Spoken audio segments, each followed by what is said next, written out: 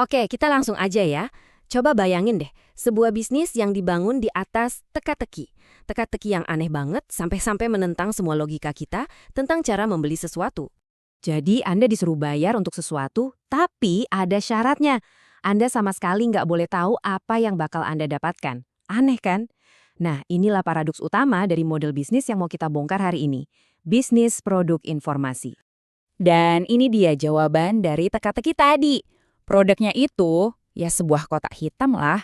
Sesuatu yang sengaja ditutup-tutupi, dibikin misterius, dan dijual justru karena sifatnya yang nggak jelas itu. Oke, jadi gimana cara kerjanya model bisnis yang kelihatannya nggak masuk akal ini ya? Kok bisa sih ada orang yang berhasil jualan sesuatu dengan justru menyembunyikan isinya? Coba lihat perbandingan ini. Kalau produk biasa, misalnya ponsel, kopi, atau buku, kita beli kan karena kita tahu isinya apa, gunanya buat apa. Tapi untuk produk informasi ini, nilainya justru datang dari fakta bahwa kita nggak tahu isinya. Kerahasiaan itu sendiri yang jadi produknya. Nah, ini dia poin kuncinya. Rahasia ini bukan cuma trik marketing biasa loh.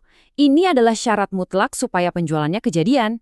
Coba bayangin, kalau penjualnya jujur ngasih tahu isi detail dari kursus cara dapat 10 juta sebulan, fantasinya pasti langsung hancur kan? Jadi, biar lebih jelas ya, pembeli itu sebetulnya nggak bayar buat dapat informasi berharga. Mereka itu bayar untuk mempertahankan rasa penasaran, untuk tetap ada di dalam fantasi kalau kotak hitam ini mungkin aja berisi solusi ajaib buat semua masalah mereka. Oke, sekarang kita udah tahu apa yang dijual. Pertanyaan selanjutnya yang jauh lebih menarik adalah kenapa? Kenapa ada orang yang mau-maunya beli produk kayak gini? Nah, sekarang kita bakal masuk ke inti psikologinya. Ini pertanyaan intinya. Kalau secara logika, ini jelas-jelas kesepakatan yang buruk. Kenapa model bisnis ini subur banget? Jawabannya mungkin bakal bikin Anda kaget.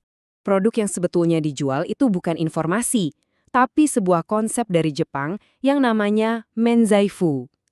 Kalau diartikan, ini tuh semacam surat pengampunan dosa. Tapi dalam konteks ini adalah kartu bebas dari beban pikiran. Dan inilah ide utamanya. Orang beli produk ini tuh bukan karena mereka malas, tapi karena mereka lelah. Benar-benar lelah. Mereka membeli sebuah izin untuk berhenti berpikir, berhenti menganalisis, dan ya udah, ambil jalan pintas aja. Nah, untuk benar-benar paham kenapa menzaifu ini laku keras, kita perlu lihat konteks masyarakat modern kita.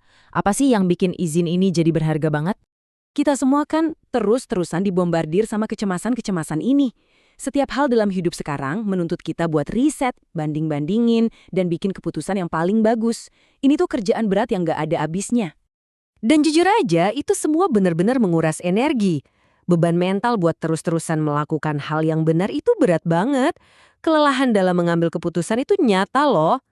Nah, disinilah kotak hitam ini masuk.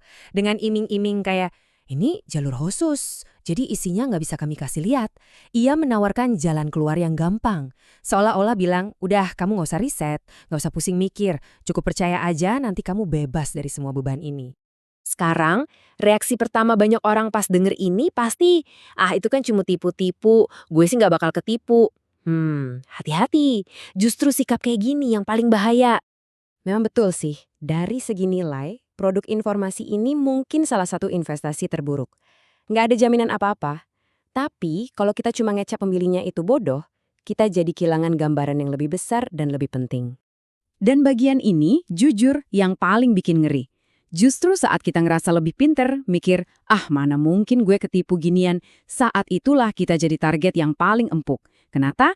Ya karena perasaan so aman itu bikin kita lengah sama versi kotak hitam lain yang bentuknya jauh lebih canggih dan terselubung. Jadi sebagai penutup, yuk kita coba lihat ini dari sudut pandang yang berbeda. Ini bukan cuma soal penipu jahat dan korban naif. Ini sesuatu yang jauh lebih mendasar dari itu. Model bisnis kotak hitam ini bukanlah sebuah penyimpangan. Ini adalah respons yang logis dan bisa ditebak terhadap tekanan hidup modern. Bisnis ini ada karena ada permintaan yang nyata untuk produknya, yaitu kelegaan dari keharusan untuk terus-menerus berpikir. Ini nggak akan pernah hilang. Mungkin bentuknya aja yang ganti-ganti, dari kursus online, suplemen kesehatan misterius, sampai ideologi politik yang disederhanakan, tapi intinya sama. Selama kita merasa capek secara mental, akan selalu ada orang yang siap menjual lisensi untuk berhenti berpikir kepada kita. Jadi, saya mau tinggalkan Anda dengan pertanyaan ini. Setelah paham polanya, coba deh lihat sekeliling Anda. Dalam politik, kesehatan, keuangan, di mana lagi Anda melihat ada janji kelegaan yang dibungkus dalam sebuah kotak hitam? Jawabannya mungkin lebih dekat dari yang kita semua kira.